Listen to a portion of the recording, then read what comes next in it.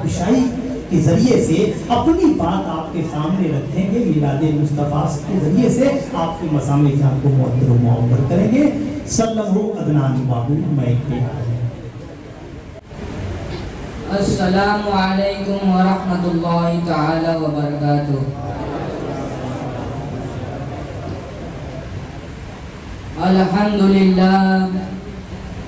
الحمدللہ رب العالمین والصلاة والسلام علی عباد الذین اصطفى اما بعد فاعوذ باللہ من الشیطان الرجیم بسم اللہ الرحمن الرحیم۔ لقد من الله على المؤمنين إذ بعث فيهم رسولا صدق الله العظيم صدق رسوله النبي الأمين المتين الكريم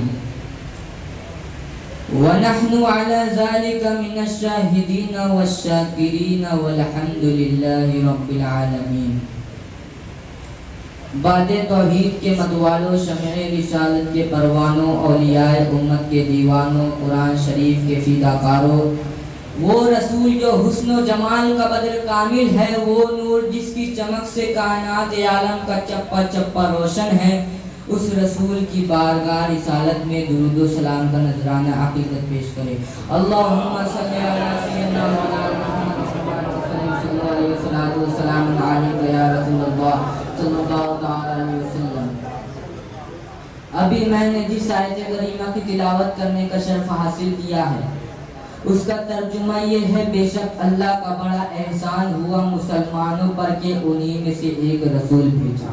قابل قدر بزرگوں اور ساتھیوں، رب تبارک و تعالیٰ کا لاکھ لاکھ شکر و احسان ہے کہ اس نے ہمیں اور آپ کو بے شمار نعمتوں سے مالا مال فرمایا۔ اس کی کن کن نعمتوں کا تذکرہ کیا جائے، آپ جدھر نگاہ اٹھا کر دیکھیں اسی کی نعمت کا جلوہ نظر آئے گا۔ آسمان اسی کی نعمت ہے، ہوا اسی کی نعمت ہے، پانی اسی کی نعمت ہے، دانا اسی کی نعمت ہے، جان اسی کی نعمت ہے، جسم اسی کی نعمت ہے، قرآن اسی کی نعمت ہے۔ حضرات، انسانوں کی کیا مجال کہ اس کی نعمتوں کو شمار کر سکے۔ خود اللہ رب العزت ارشاد فرماتا ہے: اگر اللہ کی نعمتوں گنو تو اسے شمار نہ کر سکو گے، مگر پروردگار عالم کا کرم دے نعمت پر احسان نہیں جتایا، عقل و شعور سے نوازا مگر احسان نہیں جتایا، آسمان کا شامیانہ لگایا مگر احسان نہیں جتایا، علم و فن سے نوازا مگر احسان نہیں جتایا، زمین سے دانا اگایا مگر احسان نہیں جتایا،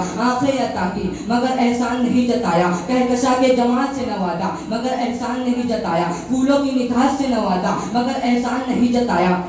پاؤں میں چلنے کی سختی عطا کی مگر احسان نہیں جتایا۔ مختصر یہ کہ اللہ تبارک و تعالی نے انسانوں کو وجود بخشا مگر احسان نہیں جتایا۔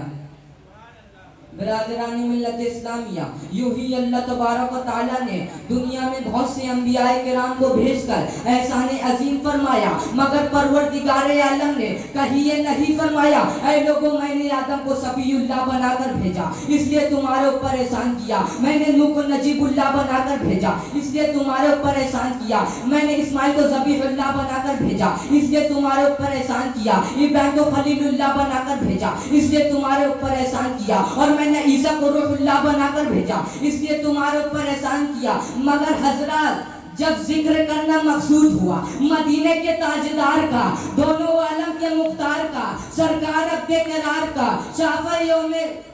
شمار کا اور امت کے غمخوار کا، تو پروردگار عالم نے قرآن مقدس میں لقد من اللہ فرما کر سرکار کی عظمت کا پرچم لہرا دیا۔ اسی لیے تو اعلیٰ حضرت ارشاد فرماتے ہیں: سب سے اعلیٰ والا ہمارا نبی، سب سے بالا والا ہمارا نبی، اپنے مولا کا پیارا ہمارا نبی، دونوں عالم کا دولہا ہمارا نبی۔ کیا خبر کتنے تارے کھلے چھپ گئے، پر نہ ڈوبے نہ ڈوبا ہمارا نبی۔ السلام علیکم ورحمۃ اللہ تعالی وبرکاتہ۔